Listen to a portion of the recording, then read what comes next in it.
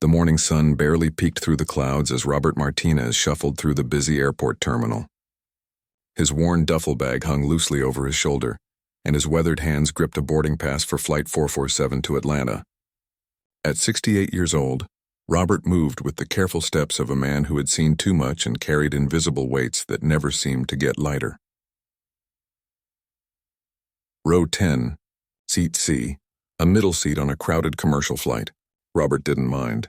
After spending 3 tours in Vietnam and 2 decades working construction to support his family, comfort was a luxury he rarely expected. The flight attendant smiled politely as he made his way down the narrow aisle, his faded jeans and simple button-down shirt making him blend into the sea of travelers. Robert had been traveling to visit his daughter Sarah in Atlanta. She was getting married in 2 days, and despite the joy he felt for her happiness, the trip stirred up complicated emotions. His wife Maria had passed away 8 months earlier after a long battle with cancer. The house in Phoenix felt empty now, filled with memories and the echo of her laughter that seemed to grow fainter each day. As he settled into his seat, Robert noticed the businessman to his left already buried in his laptop, fingers flying across the keyboard. To his right sat a young woman with headphones, lost in whatever music was playing in her private world.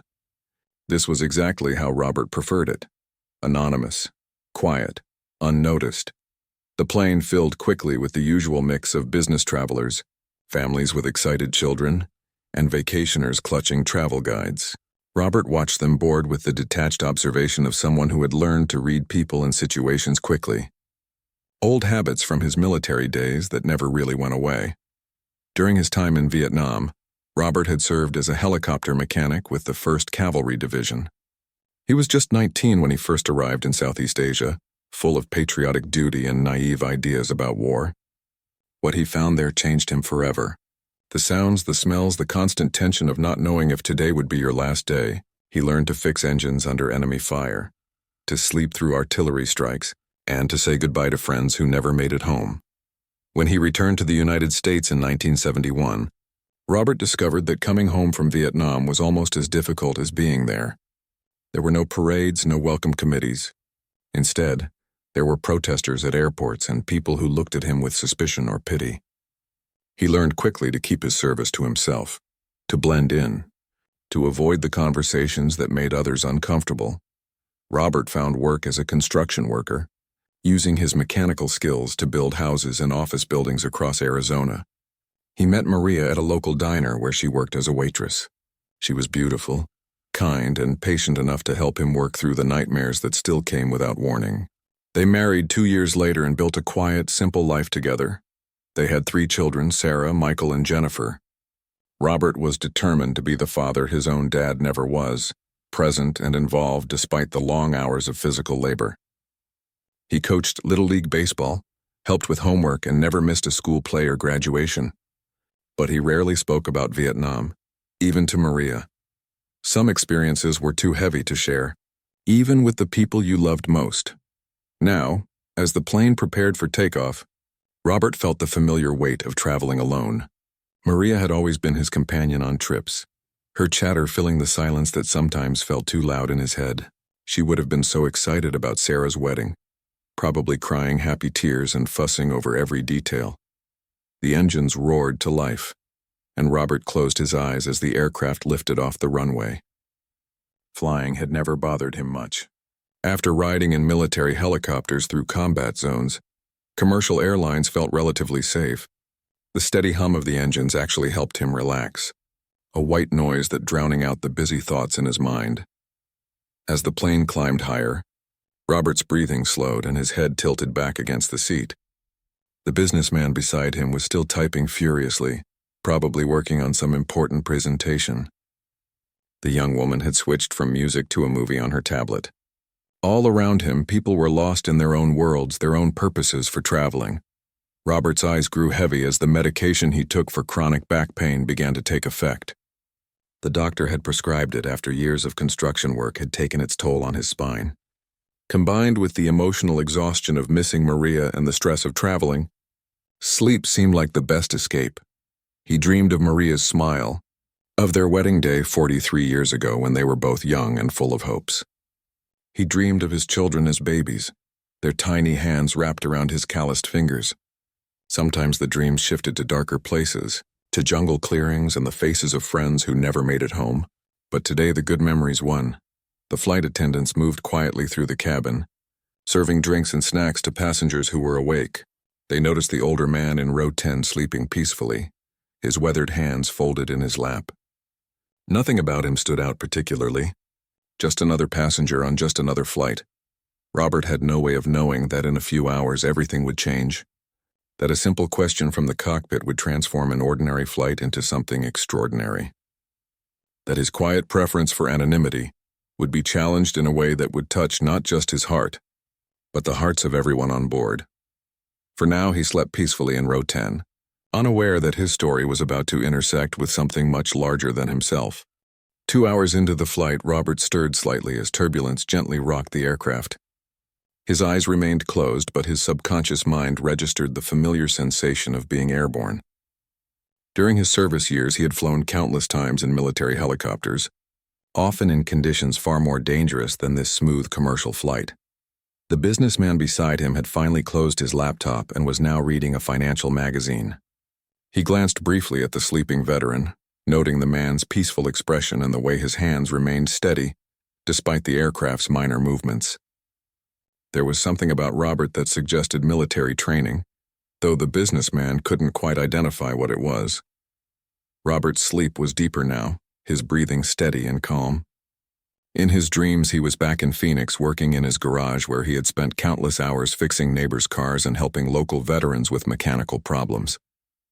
After retiring from construction, Robert had turned his garage into an informal community center where younger veterans could come for advice, conversation, or simply a place to belong. Many of these younger men and women had served in Iraq and Afghanistan, facing challenges that Robert understood even though the wars were different. The nightmares were similar. The difficulty adjusting to civilian life was the same.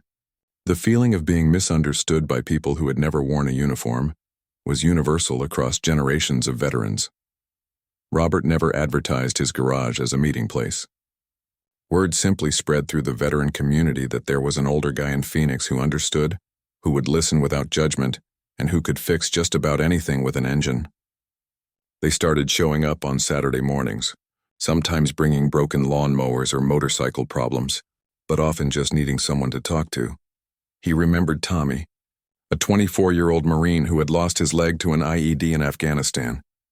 Tommy came to the garage every weekend for 6 months, initially asking for help with his truck, but eventually sharing stories about his struggles with depression and his fears about his future. Robert listened, shared his own experiences when appropriate, and gradually watched Tommy begin to heal. There was Lisa, an Army medic who couldn't sleep after witnessing too many casualties during her deployment. She found peace in the rhythm of mechanical work, spending hours helping Robert rebuild engines while talking through her experiences. Working with her hands seemed to quiet the chaos in her mind. These relationships had given Robert's retirement years new purpose. Maria often joked that he ran a free therapy center disguised as an auto repair shop. She would bring coffee and sandwiches to the garage on busy Saturday mornings, treating the visiting veterans like extended family members. The plane hit another patch of turbulence, slightly stronger this time. A few passengers looked around nervously, but Robert's sleep remained undisturbed. His military experience had taught him to sleep when the opportunity arose, regardless of circumstances. In the seat behind Robert, a young soldier named David Chen was trying to read but finding it difficult to concentrate. David was 22 years old, returning home from his first deployment in Afghanistan. He wore civilian clothes, but his military bearing was unmistakable in the way he sat perfectly straight and kept his belongings organized with precise efficiency. David had noticed Robert when they boarded, recognizing something familiar in the older man's bearing and the way he moved through the airport with quiet confidence. David's grandfather had been a veteran, and there was something about Robert that reminded him of the old man's steady presence. The flight attendant approached David's row with drink service. As she handed him a Coke, she noticed his military ID visible in his open wallet. "Thank you for your service," she whispered quietly, not wanting to draw attention from other passengers. David nodded politely, as he had learned to do when civilians offered their gratitude. He appreciated the sentiment, but it always made him slightly uncomfortable. He never knew quite how to respond to thanks for doing what felt like his duty. David's deployment had been challenging but not traumatic, in the way that some veterans experienced. He had been stationed at a relatively secure base, working in communications and rarely facing direct combat. Still, being away from home for 15 months had been difficult, and he was looking forward to surprising his parents in California. As the flight continued, the businessman next to Robert finally noticed the small military insignia pin on Robert's shirt collar. It was faded and barely visible, but upon closer inspection it appeared to be from the Vietnam War era. The businessman, whose name was James Morrison, had always been curious about that generation of veterans. James's own father had served in World War II but rarely spoke about his experiences. James had grown up with questions about what his father had witnessed and endured, but he never found the right way to ask. Looking at Robert now, James wondered what stories this man might carry, what experiences had shaped him, and whether he had found peace with whatever he had witnessed. The afternoon sun streamed through the aircraft windows, casting warm light across the passengers. Children in nearby rows were getting restless, and parents were working to keep them entertained. Business travelers continued working on laptops or catching up on phone calls. But in row 10, Robert slept peacefully, unaware of the attention he was beginning to attract. Captain Sarah Williams was making her routine walk through the passenger cabin, something she did on every flight to connect with travelers and ensure everything was running smoothly. Captain Williams was a former Air Force pilot who had transitioned to commercial aviation after completing her military service. She understood the unique challenges that veterans faced and often went out of her way to acknowledge their service when she encountered them during flights. As she moved through the aisles, Captain Williams noticed the young soldier in civilian clothes and made a mental note to thank him privately before landing. She also observed the older man sleeping peacefully in row 10, though she didn't yet realize his military background. The flight was progressing smoothly, with clear skies and favorable winds putting them slightly ahead of schedule. In about an hour, they would begin their descent into Atlanta. Captain Williams had no way of knowing that she was about to make a decision that would transform this routine flight into something extraordinary. Robert continued sleeping, his dreams now focused on Sarah's upcoming wedding. He imagined walking her down the aisle, seeing her happiness and knowing that Maria would have been so proud. The wedding would be bittersweet without Maria there, but Robert was determined to be strong for his daughter and to celebrate this joyful moment in her life. In his sleep, Robert's face showed traces of the peace he had found in his later years, the contentment that came from a life lived with purpose and love. Captain Sarah Williams returned to the cockpit after her walk through the passenger cabin, but something was weighing on her mind. As a former Air Force pilot, she had developed a keen eye for spotting fellow veterans, and she had noticed both the young soldier and the older gentleman sleeping in row 10. There was something about these encounters that always stirred, something deep within her. During her Air Force service, Captain Williams had flown transport missions that brought wounded soldiers home from overseas deployments. She had witnessed firsthand the sacrifices that military personnel made, and she had seen how some veterans struggled to receive the recognition they deserved. Those experiences had shaped her perspective and made her more sensitive to opportunities to honor those who had served. As she settled back into the captain's seat, Williams discussed the flight status with her co-pilot, First Officer Mark Thompson. They were making excellent time and would likely arrive in Atlanta 15 minutes early. The weather was perfect and all systems were functioning normally. It was shaping up to be a routine, uneventful flight. But Captain Williams couldn't stop thinking about the passengers she had observed. Something about the older veteran in row 10 particularly caught her attention. There was a dignity in his quiet presence, a sense of someone who had seen significant life experiences, but preferred to remain in the background. "Mark," she said to her co-pilot, "I noticed we have some veterans on board today. There's a young soldier and an older gentleman who appears to be from an earlier generation of service members." First Officer Thompson nodded. He was not a veteran himself, but he had great respect for those who had served.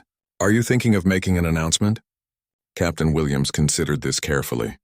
She had occasionally made announcements to recognize veterans on flights, particularly around military holidays like Veterans Day or Memorial Day. But she was always thoughtful about it, not wanting to put anyone in an uncomfortable position or single them out if they preferred privacy. "I'm thinking about it," she replied, "but I want to be respectful. Some veterans prefer not to be recognized publicly." In the passenger cabin, Robert was beginning to stir from his deep sleep. The change in engine sound as the aircraft started its gradual descent toward Atlanta was unconsciously registering in his mind. His military training had made him sensitive to such changes, even in sleep. David Chen, the young soldier, was also aware of the descent beginning. He had been on enough military flights to recognize the subtle shifts in aircraft behavior. He was looking forward to seeing his family. But he was also nervous about readjusting to civilian life after his deployment. James Morrison, the businessman sitting next to Robert, had been thinking about his own father's military service during the flight. Watching Robert sleep peacefully had made him reflect on the generation of veterans who had served in Vietnam, and how differently they had been received when they returned home compared to more recent veterans. The flight attendants began preparing for landing, collecting trash and ensuring that seatbacks and tray tables were in their upright positions. The afternoon sun was lower now, casting longer shadows through the aircraft windows. Robert's eyes slowly opened as the aircraft continued its descent. He looked around briefly to orient himself, noting that they were obviously approaching their destination. His internal clock, honed by decades of travel and military precision, told him they had been flying for about the right amount of time to reach Atlanta. The businessman beside him, James, took this opportunity to speak. "Excuse me," he said quietly. "I hope you slept well. Are you traveling to Atlanta for business or pleasure?" Robert turned to look at James, taking a moment to fully wake up. "Family," he replied simply. "My daughter's getting married this weekend." "Congratulations," James said genuinely. "That must be very exciting." Robert nodded and smiled slightly. "Yes, it is. She's a good kid. I'm proud of her." James noticed the small military pin on Robert's shirt collar more clearly now. "Are you a veteran, sir?" Robert paused, as he always did when this question came up.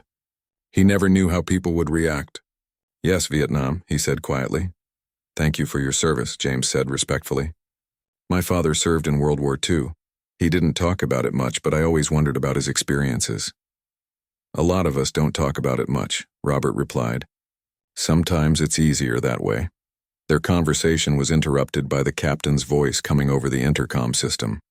Captain Williams had made her decision about how to handle the situation she had observed during her walk through the cabin. "Ladies and gentlemen, this is your captain speaking. We are beginning our descent into Atlanta, and should be on the ground in about 20 minutes. The weather in Atlanta is beautiful, with clear skies and temperatures in the mid-70s. She paused for a moment, gathering her thoughts for what she wanted to say next. "Before we land, I want to take a moment to recognize something special.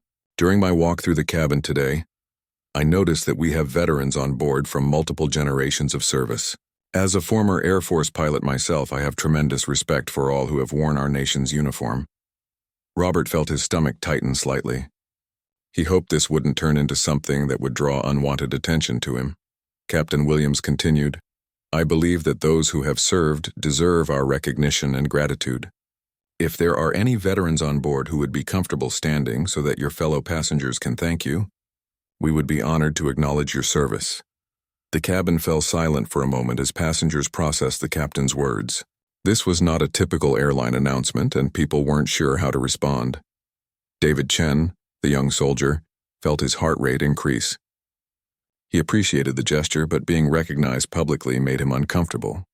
He remained seated, looking down at his hands. Robert sat completely still, his mind racing. Part of him wanted to remain invisible, as he had for most of his adult life, but another part of him, a part that had been buried for decades, stirred with something that felt like possibility.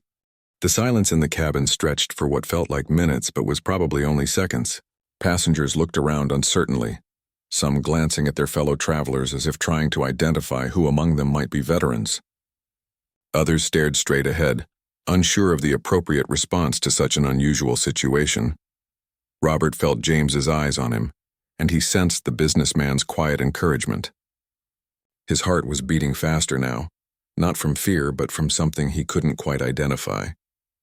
For nearly 50 years, he had kept his military service private, sharing it only when directly asked, and even then with reluctance. 3 rows behind Robert, David Chen was wrestling with his own internal conflict. He appreciated Captain Williams' gesture, but standing up felt like claiming something he wasn't sure he had earned. His deployment had been relatively safe compared to what other soldiers had experienced. Did he deserve the same recognition as someone who had seen real combat? In row 15, an older woman named Margaret Foster was thinking about her late husband, who had served in Korea. He had passed away 5 years earlier, never receiving much public recognition for his service. She found herself hoping that any veterans on the plane would stand up and accept the gratitude her husband had never been offered. The seconds continued to tick by without anyone standing. Captain Williams, still on the intercom, sensed the hesitation in the cabin. She understood it completely. Many veterans, particularly those from Vietnam, had learned to keep their service private. They had returned home to a country that was divided about their war, and many had never felt comfortable claiming public recognition. "I understand that this might feel uncomfortable," Captain Williams said gently over the intercom. "There's no pressure at all. Military service requires courage in many different forms, including the courage to be recognized for your sacrifices. Whatever you're comfortable with is perfectly fine." Her words seemed to release some of the tension in the cabin. Robert felt a shift in his chest, as if something that had been locked away for decades was beginning to loosen. He thought about Maria, about how proud she had always been of his service, even when he struggled to feel that pride himself. Maria had often told him that he was a hero, not because of anything dramatic he had done in Vietnam, but because he had answered his country's call when he was needed. She had seen the nightmares, the difficult adjustments, the way he sometimes went quiet when Vietnam War documentaries came on television. But she had also seen his strength, his dedication to family, and his quiet service to other veterans in his garage. James Morrison, the businessman beside Robert, seemed to sense his internal struggle. "You know," James said quietly so only Robert could hear, "my father never got recognition like this. If you stood up, you'd be standing for a lot of guys who never had the chance." Those words hit Robert like a physical force. He thought about his friends who hadn't made it home from Vietnam. He thought about Tommy and Lisa, and all the other veterans who had found healing in his garage. He thought about the young soldier somewhere on this plane who might be struggling with his own sense of worth. Slowly, deliberately, Robert Martinez placed his hands on the armrest of his seat and began to stand up. The effect was immediate and powerful. As Robert rose to his full height in the narrow airplane aisle, passengers throughout the cabin began to turn and look. Some started clapping tentatively, others more enthusiastically. The businessman beside him was the first to stand and applaud, followed quickly by the young woman with headphones who had been sitting on Robert's other side. David Chen, watching from 3 rows back, felt his throat tighten with emotion. The older veteran's courage in standing up gave him the strength he needed. David also rose from his seat, his young face showing both nervousness and pride. Captain Williams, monitoring the situation from the cockpit through reports from her flight attendants, felt her own eyes welling up with tears. She had hoped to create a moment of recognition, but she hadn't anticipated how powerful it would become. The applause grew stronger as more passengers joined in, but it wasn't just clapping. People were standing now, turning to face the veterans with genuine gratitude and respect. Margaret Foster, thinking of her late husband, was crying openly as she applauded. A teenager who had been playing video games during the entire flight looked up at Robert with wide-eyed respect. Robert stood in the aisle, overwhelmed by the response. This was unlike anything he had experienced. When he had returned from Vietnam in 1971, there had been no welcome, no applause, no recognition. He had slipped back into civilian life quietly, carrying his experiences alone. But now, nearly 50 years later, he was finally receiving the welcome home he had never gotten. The applause wasn't just for him personally. It was for all the veterans who had served in unpopular wars, who had come home to silence instead of gratitude, who had spent decades carrying their service privately. As Robert stood there, he noticed that David had also risen. The young soldier looked nervous but proud, and Robert felt a surge of paternal pride for this young man he had never met. Robert nodded toward David, a gesture of recognition from one veteran to another. spanning generations of service. The applause continued for what felt like a long time, but was probably only a minute or two. During that time, something profound was happening in the cabin. Passengers who had been strangers were now connected by this shared moment of gratitude. The barriers between people were dissolving as they came together to honor service and sacrifice. James Morrison found himself thinking about his father with new understanding. The businessman had always wondered why his dad had been so quiet about his World War II service. Now, watching Robert's emotional response to this recognition, James began to understand that his father's silence might have come from modesty rather than pain. When the applause finally began to die down, Robert remained standing for a moment longer, looking around the cabin at faces that had been transformed from anonymous travelers into a community of grateful Americans. The young woman beside him reached out and gently touched his arm, saying thank you with tears in her eyes. David was still standing as well, and the two veterans shared another meaningful look across the rows between them. In that moment, despite their different wars and different generations, they were connected by their shared commitment to service and their shared experience of finally being welcomed home. As Robert slowly settled back into his seat, he felt something he hadn't experienced in decades. His hands were shaking slightly, not from nervousness but from the overwhelming emotion of the moment. The young woman beside him offered him a tissue, which he accepted gratefully. He hadn't realized he was crying. That was beautiful, she whispered to him. Thank you for your service and thank you for standing up. That took real courage. Robert nodded, still unable to speak clearly. He looked down at his hands, weathered from years of construction work and military service, and tried to process what had just happened. For nearly 50 years, he had believed that his service in Vietnam was something to keep private, something that made other people uncomfortable, something best left in the past. James Morrison, the businessman beside him, was equally moved by what he had witnessed. Sir, he said quietly, I hope you don't mind me saying this, but I think my father would have been proud to see what just happened. He served in World War II but never talked about it. I think he would have understood why this meant so much. Robert turned to look at James, seeing genuine emotion in the man's eyes. What was your father's name? Robert asked. Robert Morrison. He served in the Pacific Theater. Died about 10 years ago without ever really sharing his stories. Robert's a good name, Robert Martinez said with a small smile. Your father served when our country needed him. That's what matters. The rest is just details. 3 rows back, David Chen was having his own emotional response to the experience. Several passengers around him had approached to thank him personally, including an elderly couple whose own son was currently deployed overseas. The woman had hugged him tightly, whispering that he reminded her of her boy. A middle-aged man across the aisle from David introduced himself as Tom Bradley, a high school history teacher. I teach about all the wars, Tom said. But it's different when you meet someone who actually served. Would you mind if I shared this story with my students? Not with your name or anything personal, just the story of what happened today. David considered this request carefully. Yes, sir, I think that would be okay. But maybe emphasize that we're just ordinary people doing our jobs. Nothing special about us. Tom smiled at the young soldier's humility. Son, that's exactly what makes you special. Captain Williams made another announcement as the plane continued its descent. Ladies and gentlemen, I want to thank everyone for that beautiful display of gratitude and respect. What we just witnessed is America at its best, coming together to honor those who have served our country. She paused, her voice slightly emotional. As a veteran myself, I know how much moments like this mean. To our service members on board, thank you for your sacrifice and your service. To all passengers, thank you for showing what genuine appreciation looks like. Margaret Foster, the elderly woman who had been thinking about her late husband during the recognition ceremony, made her way carefully down the aisle to where Robert was sitting. She waited patiently until she could speak with him. Excuse me, she said gently. I wanted to thank you personally. My husband served in Korea, and he never received recognition like this. Watching you stand up today felt like he was finally getting the welcome home he deserved. Robert stood up to speak with her properly. What was your husband's name, ma'am? Harold Foster. He was a medic. Harold sounds like a good man. Medics were heroes over there. You tell Harold's story whenever you get the chance. People need to hear about men like him. Margaret's eyes filled with tears. Thank you for saying that. I will.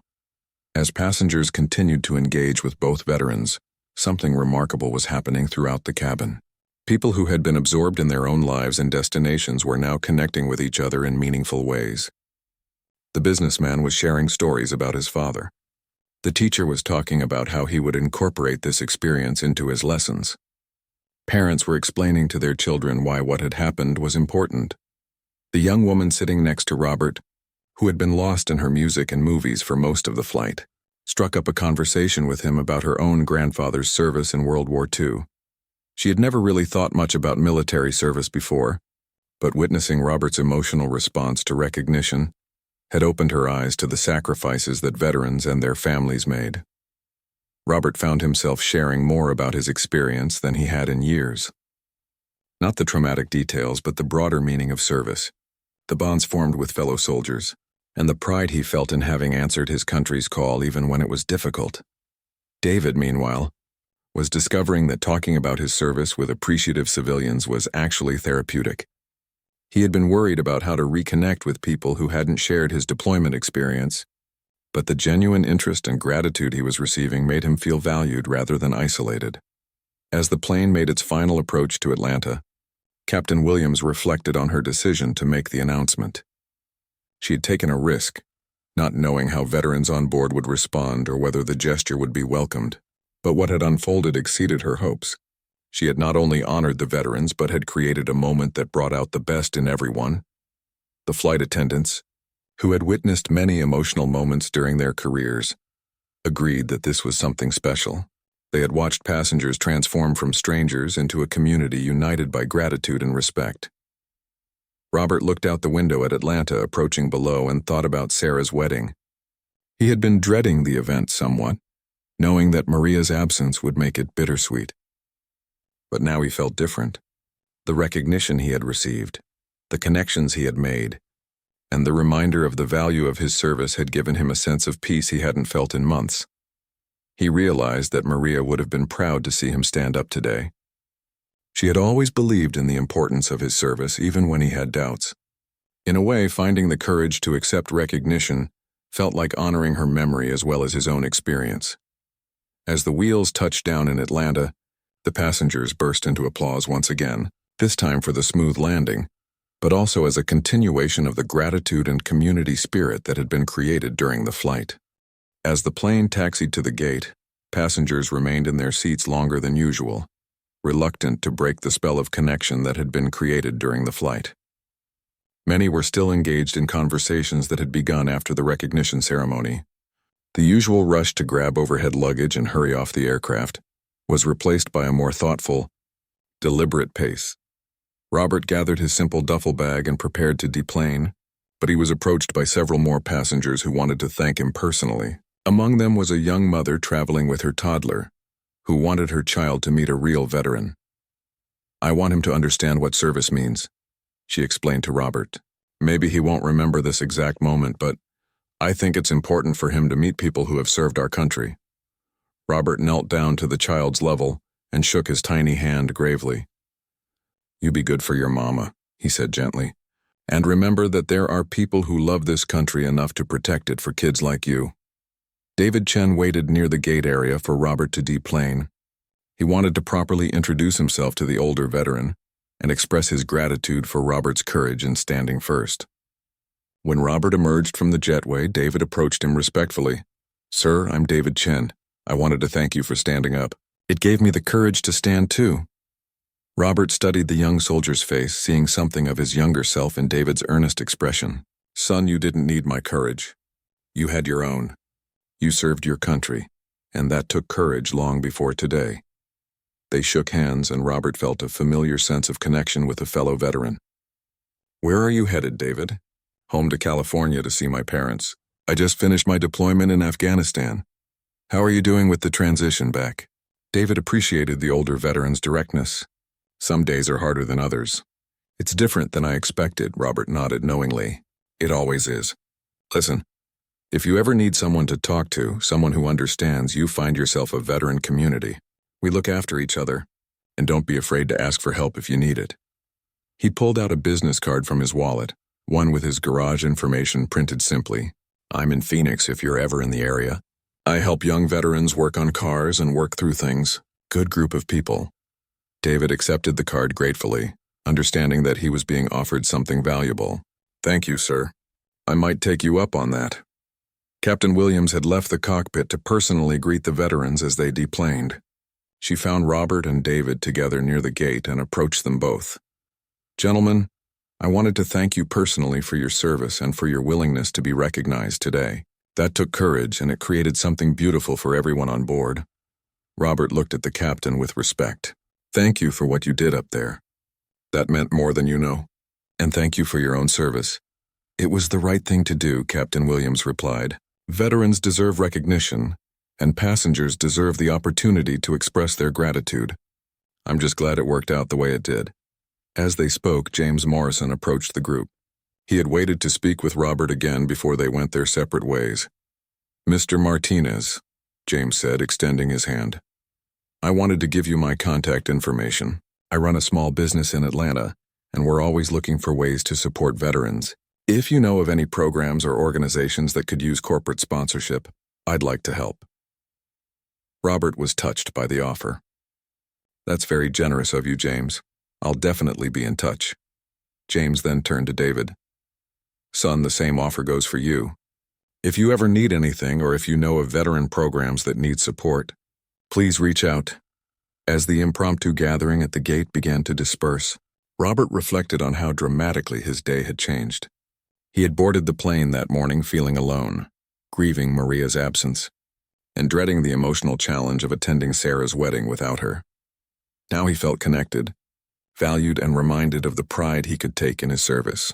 The recognition from his fellow passengers had healed something in him that he hadn't even realized was wounded. For the first time in months, he felt eager rather than anxious about the days ahead. Robert took a taxi to his hotel and called Sarah to let her know he had arrived safely. As he heard his daughter's excited voice talking about wedding preparations, he found himself sharing the story of what had happened on the flight.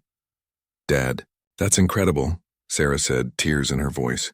Mom always said you were a hero, and I'm so glad other people got to see that today. Your mother was biased, Robert replied with a smile in his voice. No, Dad, she was right. And I bet she was watching today, proud as anything. That evening, Robert joined Sarah and her fiancé for dinner. He found himself more engaged and present than he had been in months, sharing stories about his service that he had rarely told even to his own family. The recognition he had received seemed to have given him permission to take pride in his experiences, rather than hiding them. 2 days later, at Sarah's wedding, Robert walked his daughter down the aisle with his head held high and his heart full of joy. As he handed her over to her new husband, he felt Maria's presence strongly. But it was a comforting rather than painful sensation.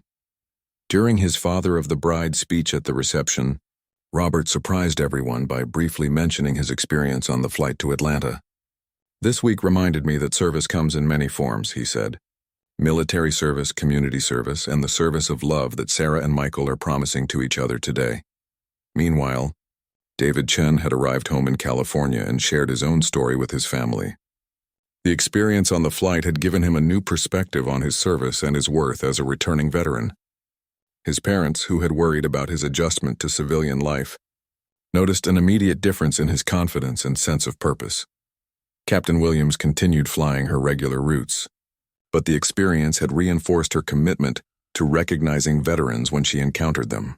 She began incorporating veteran recognition into her flights more regularly, always with the same respectful approach that had made the Atlanta flight so successful.